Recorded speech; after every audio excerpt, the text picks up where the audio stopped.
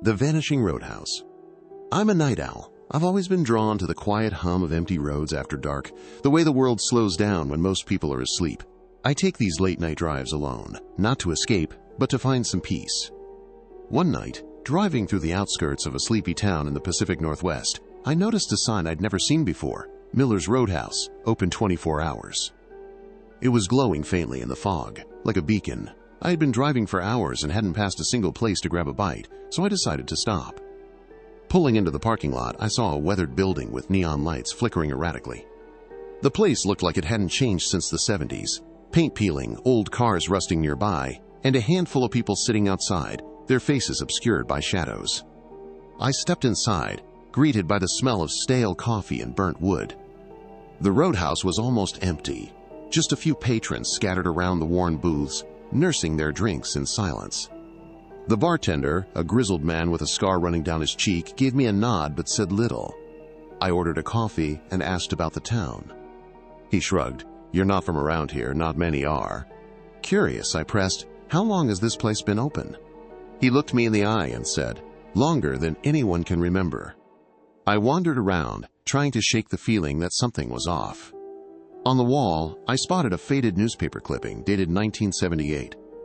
It told the story of a car crash on the highway just outside town. Several deaths, including a family headed home from a vacation. Suddenly, the jukebox flickered on by itself, playing a slow, haunting tune. The patrons didn't react. Their faces were blank, eyes distant. I glanced at my watch. Hours had passed, but no one seemed to age or move. Then, I noticed the license plates on the rusting cars outside. Some dated back to the 50s, 60s, and 70s. None of these vehicles should have been operational, yet their engines idled softly. I stepped outside to take a closer look. The fog had thickened, swallowing the edges of the roadhouse and the highway. That's when I heard it, a faint engine roar coming from the highway. A procession of cars emerged from the mist. Not modern vehicles, old, rusted cars, their headlights dim. They rolled slowly past the roadhouse, like a funeral procession. I realized then what the bartender meant. This place was a waypoint, a resting place for lost souls tied to that stretch of road. I tried to leave. I started my car, but the engine sputtered and died. The fog closed in tighter and the highway outside disappeared. I was trapped. Back inside, the patrons began to speak, whispers at first, then louder. They told stories of crashes, lost travelers, and the curse of the highway. How every so often, the road claims more victims. How the roadhouse holds them, until the next procession passes through. I sat frozen as one figure approached, a woman in a faded dress, her eyes hollow but pleading. She reached out, whispering, "Don't stay, don't become one of us." Suddenly, the lights flickered and went out. I felt hands on my shoulders, cold and heavy. Then, the roar of engines outside grew louder.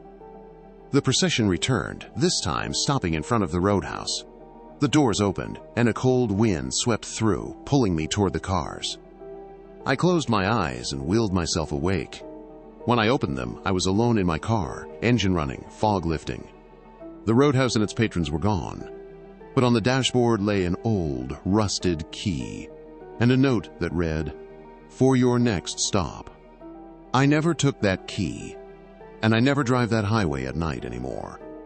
But sometimes, when the fog rolls in just right, I swear I hear that haunting tune, and see the flicker of neon lights far in the distance, waiting for me.